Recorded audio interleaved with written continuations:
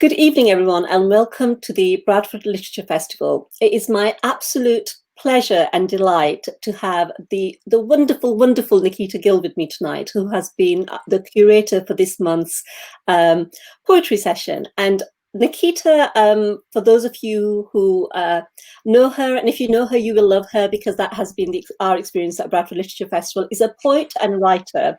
She has written and curated 6 volumes of poetry, and she has the most amazing number of followers on Instagram, which when I look at the number, it's something like 560,000 or thereabouts. And I sort of looked at that number and my mind just boggled. I was like, my God, that is just absolutely amazing. So Nikita is also described as an Insta poet, and she is one of the most exciting young writers, one of the most innovative poets around today. So it's my absolute great pleasure to welcome Nikita Gill. Hi, thank you so much for having me. Thank you so much for having me. We are so delighted to have you here, and thank you so much for curating this wonderful selection of insights into the work of one of your favorite poets. Would I be correct in saying that? Absolutely. I have so much love and so much respect and so much admiration for Shivanee. She is one of the most profound and I think searching poets writing today. And I think like this book, I don't go anywhere without this book now. So that's how much her work means to me. That is quite a testament. So Shivanee Ramlochan has become really well known. But when did you first come across Shivanee's work, and what really drew you? What is the thing that has fascinated you? So this book was actually given to me as a gift by someone who knows me really well. And the thing is with poetry especially, I spend a lot of time searching for books which I feel like will connect with me. So this was the first time I was given a book which I connected really deeply with, which someone else had given me. And that in itself was an experience, right? And I remember the day I opened this book. So I was traveling up to Edinburgh, and I opened this book up because I only carried one poetry book with me that day, and it happened to be Shivanee's book. And I think it was something about the title, Everyone Knows I Am a Haunting. And I think it's something which I've explored a lot in my work about being a haunted house, about being a ghost, and that just drew me to this book. And I was like, I have to read this book on my way up to Edinburgh. And I spent, I think it was a 5-6 hour journey. I spent the whole journey just devouring this collection of poems. And the thing is, I went against my own rules. So my own rule with poetry, right, is that you have to digest it slowly. You must read one poem at a time. You can't just read them all in a go. And that's how I usually read poetry. But this book, there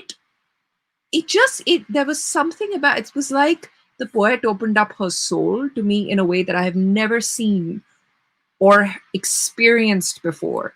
There are very few books I can say do that for me, and this book was one of them. And forever, I think, for the rest of my life, it will be one of the top 10 books that I will recommend to people. It's seriously like. Sorry, you were saying. No, sorry, I was going to say, when we were talking earlier, you were saying, I was really struck by the line, I saw my whole life in this book. I mean, that's a really profound thing to say about any book, to actually be able to read yourself so deeply into somebody else's work. So what was it about Shivanee's work? Is it the mythology element? I know obviously you do a lot of work with mythology. What was it that really drew you? I think so. In the middle of the book, there is a series of poems called the Red Thread Circle, right? And the Red Thread Cycle, sorry, the Red Thread Cycle. And I think the thing which drew me to the Red Thread Cycle was, firstly, was the myth of the Minotaur, right? She took the myth of the Minotaur in the first poem, and she turned it into. It's something I think every trauma, especially rape trauma survivor, goes through. You try to pull yourself out of what happened to you, and you turn it into a story. Especially if you're a poet, you turn it into a poem. You turn it anything that can you can do to almost distance yourself from the pain while still feeling it.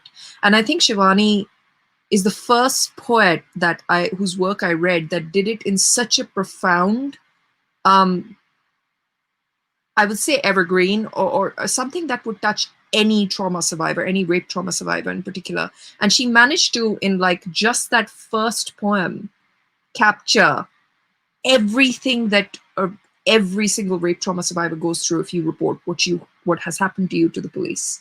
And it's in such few words, but I literally saw every single sexual assault experience I had ever experienced in that poem. And it was hard, but I couldn't look away because I could see myself so clearly in what she was saying. And you know, we are all different. Every trauma survivor goes through different things. Every human being experiences things differently. But for the work to have sat with me that suddenly, that hard, that I cried. I remember crying on the train, and I was looking out at this beautiful like landscape of Scotland as we were arriving. And I think it was the combination of the brutality and the magic that really, it's just always stayed with me. So whenever I read this book, I think about that train ride up to Scotland, but also how profoundly I was changed by reading what I went through so clearly in such a poignant and profound way in Shivanee's work. But I'm sorry, I'm a poet, so of course I go down this this very like everything is very like heavy, and there's a lot to say about trauma, but this book, it changed me. It changed me, and it changed the way I looked at my trauma. So yeah. That's really amazing, because there are not many books that I can actually have. I mean, we read books and we read poems and they are amazing, and you read them and, they touch you. But I think it's hard to come across something that actually, in the way that you're saying, that actually changes you and actually allows you to express something that is so personal, visceral, so deep rooted. Yes. So I'm having heard that, I'm really not surprised that this is the book that you chose, and this is the writer. I'm kind of slightly I'm amazed by that, actually. And I mean, when I was reading some of the work and when I was listening to some of the poetry, I was struck because you talk about the Minotaur, but the duenna and the little children with their feet turned backwards. I was really struck with the South Asian depictions of I don't know if you've come across it, the Jarail, the women with their feet turned backwards. And it just made me Yes. think about how mythology is so interlinked. You explore mythology a lot in your own work. And Yes. so was that another route of linking into this book? Was that another path through? Well, I think that the title poem itself is absolutely beautiful. It's again, it's one of my favorite poems, and it is because of how deeply rooted it is in mythology, but also about how the book does this beautiful thing where it turns identity into this really fluid thing, right? So these characters from folklore, which like the Duan, who people have looked at and been afraid of, suddenly become, the characters that we empathize with. And Shivanee's done this thing where she's taken, say, Lilith, who's, and she talks about the hooves of Lilith, and she's talking about it from the perspective of parents looking at a child. And I think that is so unbelievably powerful, like these parents kind of accepting that their child won't be a reflection of themselves, that she can be a demon or a monster or anything that they even don't approve of. We will love her anyway. We will love her anyway. And I think the way that Shivanee does it is so it's so inspired. Like the book completely rejects the notion of identity being a fixed thing, and it, yeah, that I think that in itself changed me so completely in the way that I read, the way that, because one of the things that poets have to do is that we have to be good readers, and it's something which I've been learning and trying to do so much. And I think Shivanee's book has been so helpful in teaching me how to be a good reader. um And the idea of womanhood being this, not this fixed thing, and being this constantly evolving, constantly changing thing, and women being monsters and monsters being women, and that too being okay, like that's fine. But it's the disquieting nature of talking about abortion and infanticide and these things that people tend to shy away from, that people don't want to look at because they're not pretty, and the unbeautiful side of being a woman, the morbid and the magic, right? So the brutal magic that it is. And that's what's so incredible about Shivanee's work. I think she just manages to take all of these things that we thought we knew and just give them the harder perspective, the perspective we've been avoiding, that we know but we've been avoiding. So yeah, that's what's so beautiful about the work. That's amazing. And it's really interesting because you're talking about identity and how identity can change. And I was having a really interesting conversation yesterday about how so much of the identity that we carry is actually imposed. They're external constructs created by other people, and they want you to, and they create these boxes that they want you to fit into. How much of your experience do you feel? How often have you experienced that thing of trying to have you within a box, that construct, and actually seeing yourself as all these multiple identities that we all carry? I think a long time ago I wrote a spoken word poem that never went anywhere, and it was all about, I think the only thing from that spoken word poem that I put out into the world was this tiny little section which said, 1,000 versions of you, and the many versions that you are as a woman, and your stories and your universes and your all of these things, and people keep trying to put you in this little box. And the whole poem was about how you can be a paradox and you don't have to assume a identity, because for some reason all identities in this world come with fixed notions of what people expect you to be. um it's the funny thing about womanhood, or like for women identifying people, we face these boxes, and they limit us, right? Like and as artists and poets and writers, one of the things that I know for a fact about all artists and poets and writers, we hate stereotypes. We hate being labeled. I mean, you've met so many poets and writers, right? And all of them must tell you the same thing. It's like, people want to call you, say, an Insta poet, or they want to call you. It took me years to be able to be okay with being called an Insta poet. Like I still struggle with it, because I think, like, I write plays as well, and I write this, and I draw and I paint, but the thing that people know me as is an Insta poet, and it's like this box that people have created for me so that they know how to digest me, and I don't, and that's what this book says, is you don't have to be digestible. You don't have to be palatable. You don't have to be anything that you don't want to be. Um, You can stick in someone's throat, and that's absolutely fine. If you were to pick a poem or a section of a poem from the book that you would say has really, really touched you, is there something that you would really like to share with the readers? Is there a yes, small reading that you could give us from Shivanee's work?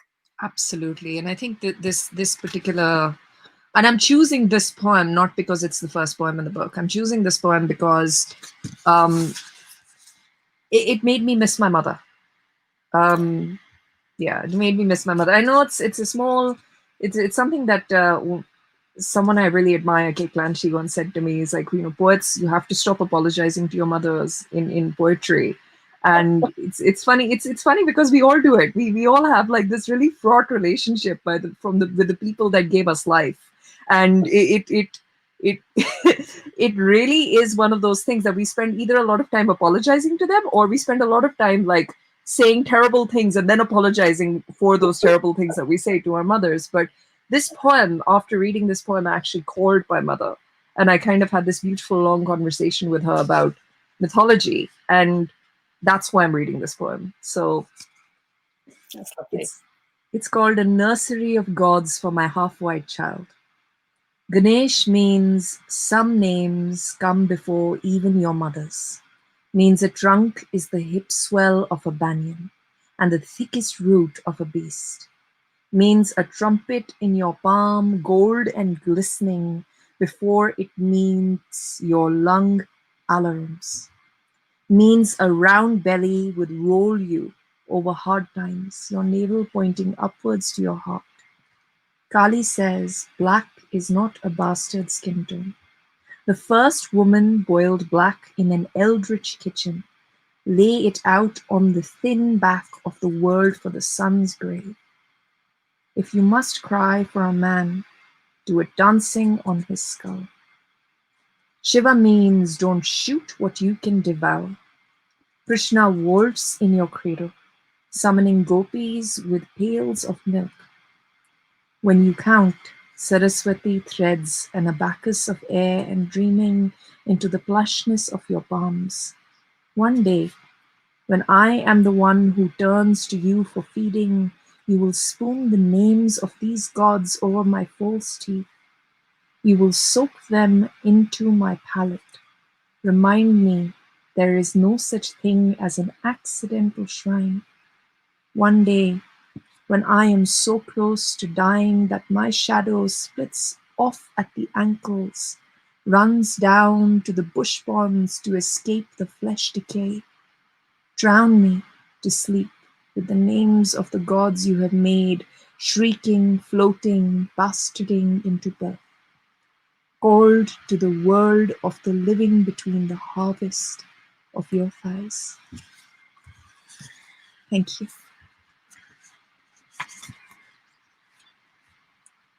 That is just so beautiful and so beautifully read by you. I'm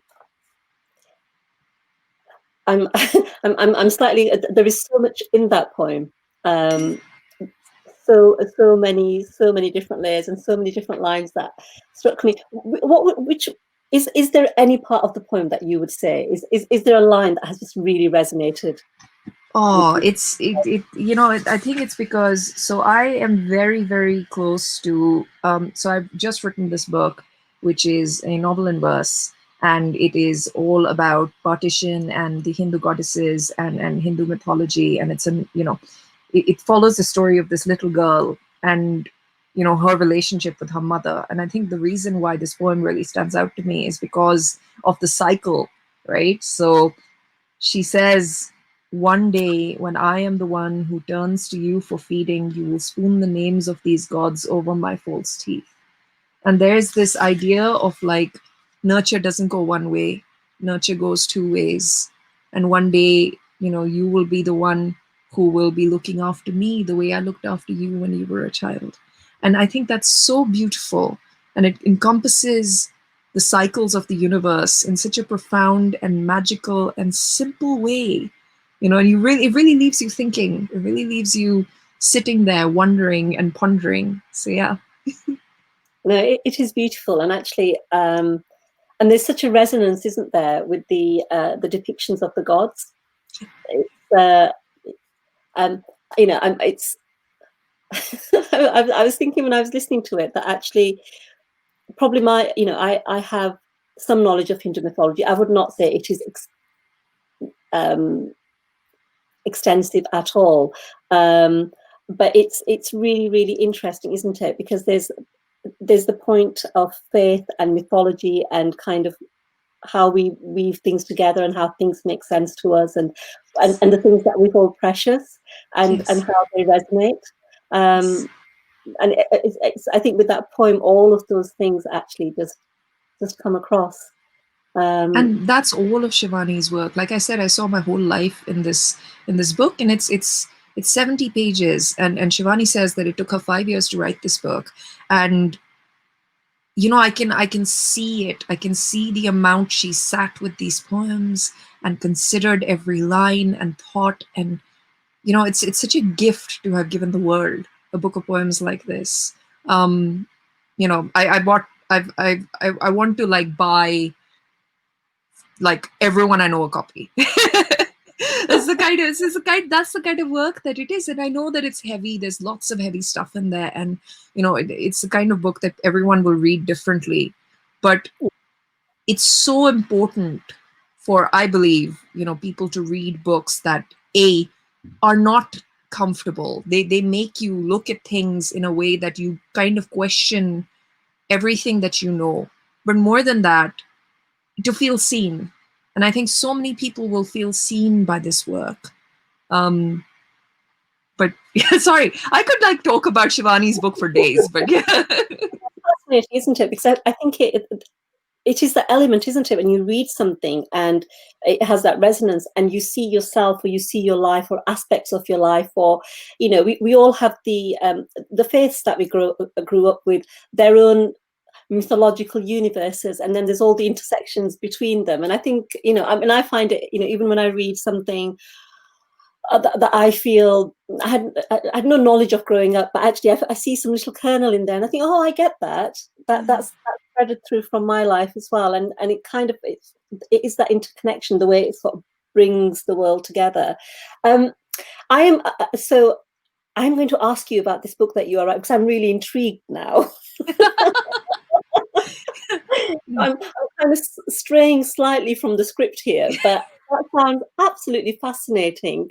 So without giving too much away, is there anything you could tease us with? And then what I'm obviously building up to is that I hope that you'll come back next year and tell us all about it. And just in terms of where the book has come from, just a little tiny bit about that would be amazing. Absolutely. So I think what has been really important to me when writing this book, and the reason this book kind of came about, was because I have a very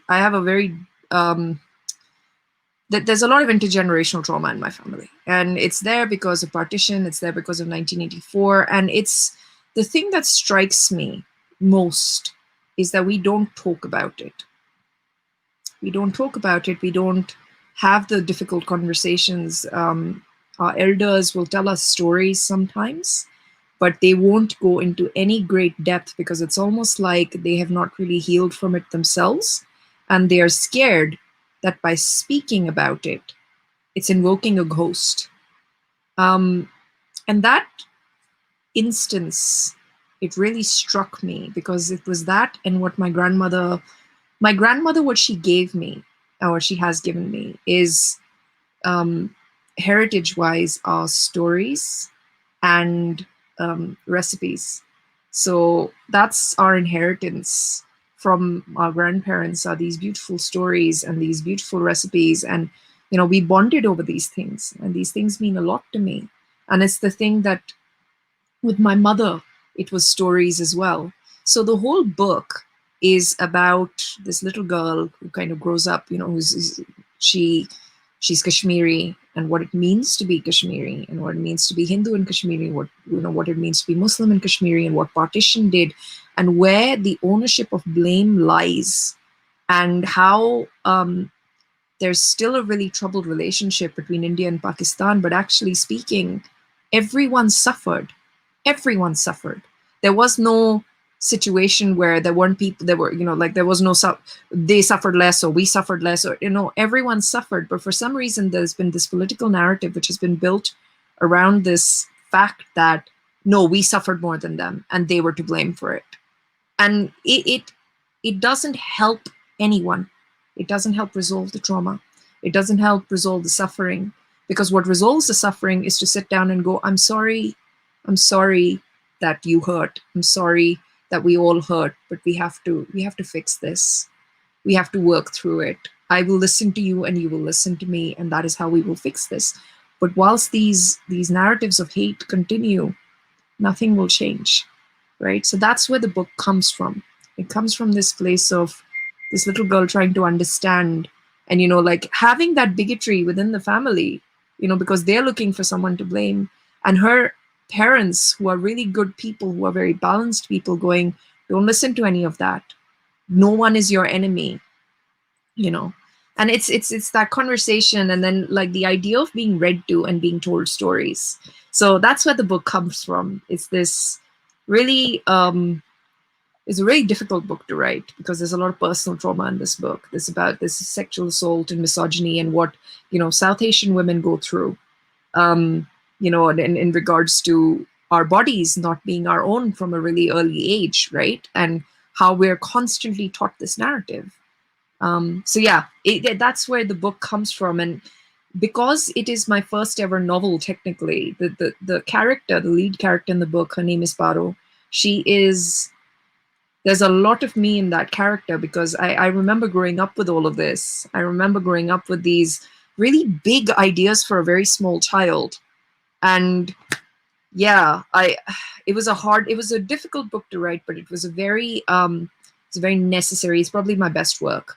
I can openly say that, like, it's my best work, and I'm so proud that I actually wrote it because it was so hard to write. But it is a love letter to my mother and to my grandmother and to all of my ancestors. So yeah. Oh, that sounds amazing. And I really, really hope that you are going to be able to come back and share that with us, because that is really a conversation that I would absolutely, absolutely love to have with you. I've been really selfish because I've been hogging you while there are actually questions for you. So I am going to stop hogging you. So one of the questions that has come through is from Instagram. And the question is, do you feel that you have poetic ancestry? I thought this was particularly pertinent given what we were just talking about. Yeah. And who would you feel that your foremothers and forefathers would be? And could you identify any writers who might be in Shivanee's poetic family tree? Well, that's such a beautiful question. Quite a beautiful question, and quite a Such difficult I really think it's stunning. So one. so everyone in my family was a reader, right? Like, and I love that about my family. Everyone read. My grandfather's a reader, my grandmother, everyone, my parents. So I grew up in a house of very diverse books, and everyone read different things, right? So of course, my grandfather loved a good old Western. You know, he was one of those people who used to like that stuff, and then he began to question what he liked because he realized that the Western narrative is that, you know, cowboys versus Indians, and that's not okay because what happened to the Native Americans was not okay. So I saw him go through this journey, you know, which was really interesting to watch. And then and he took a lot of ownership for that. He's like, I don't think I can enjoy these books as much anymore. So then he began reading about you know, Indian history basically, and about partition and all of those things because that really personally affected him. So it was really interesting to watch him go through that journey. But no one in my family read poetry, so I had to come to poetry on my own, right? So it's really interesting to come to poetry by yourself, not knowing what to read, not having anyone to guide you, not having. I came to poetry because of a poem by Robert Frost, which is the, you know, Walking by the Woods on a Snowy Evening, and that was a poem that we had to read in CBSE in class 4 or 5. Yeah, we were really young. So, and this was the poem that we were given to read. And it was a really accessible poem, right? And what struck me was we were a bunch of like 9, 10-year-olds. We were like children, basically. And we all, um, the teacher asked us what the poem meant to us. And every single person in the class came up with like a completely different meaning. So, like, there were boys, of course, who were like saying, like, oh, I don't understand why he would go and like just stand in the snow because it's freezing. Like, what's wrong with you? Go inside the house. And there were girls that were like, oh, this is such a romantic poem. Like, you know, and you know, that they were like, you know, boys who were also saying, actually, this is such profoundness in this poem because, you know, that Jawaharlal Nehru used it and this, that, and the other. Then there were like girls who were saying that, you know, I see myself in this poem because of this.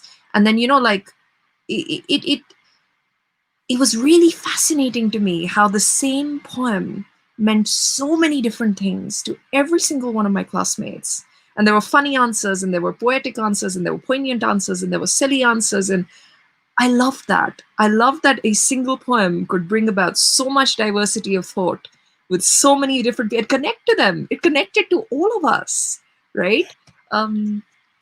So who else would you say, other than Robert Frost, would be Who are the poets that you have really connected with, sort of going back generations? Who are your big inspirations? So this is what I was coming to. So I began to notice that all of the poems that we were given to read were predominantly by old white men, other than Rabindranath Tagore. His was the only work that we were given in India in English, and we were being taught these poems which were nice poems, but they were all by old white guys. And I couldn't, after about a year of doing this, I couldn't connect to them. I found it really hard. So my mom took me to Daryaganj, right, which is like a really famous like book market in India, and it's, you know, there's secondhand books there and everything. And I found this old battered copy of Maya Angelou, right? Maya Angelou, I know by the Cage Bird Sings, and it profound Maya Angelou's work, Dr. Maya Angelou's work, profoundly changed the way that I look at what poetry is supposed to be. Because, like, for a year or 2 years, whatever, I was looking at poetry and thinking only, you know, white guys can write this, like, because they're the only ones that I'm reading. And then there's this strong, powerful Black woman writing these beautiful poems, like Phenomenal Woman and Still I Rise, and they sparked a fire within me. So I would definitely say Maya Angelou, Audre Lorde, Sarojini Naidu, they were my poetic ancestors. Amrita Pritam, you know, they were writing these poems and that I could really connect to as a young brown woman of color, like a young brown child, you know, who was just coming to grapple with sexuality and being a girl, you know, what that meant, you know, and it just, they really, those were my poetic ancestors, you know. That is amazing. And who do you think and do you see that kind of poetic line in Shivanee's work when you read her? Is there anybody sort of, can you see where she might be connecting to, perhaps? So, you know, the interesting thing about, I think, about Shivanee's work is when I read it, I'd never read anything like it. I'd never read anything like it. And I think that's why it had such a profound effect on me, because there's no, I can't look at her work and go, oh, I can see this poet in this work, and I can see this poet. And I'm sure there's so many poets that she's, you know, held space for and loved and has, you know, foremothers and forefathers in poetry. But when I read her work, like, she is one of the greats for me. Like, I connect her very closely with Toni Morrison's work, but in regards to the effect that it had on me, you know. I hope Shivanee watches this, because I will fangirl so hard. I really will. We are going to have to send this, aren't we? We're going to have to getting this across. I have one other question,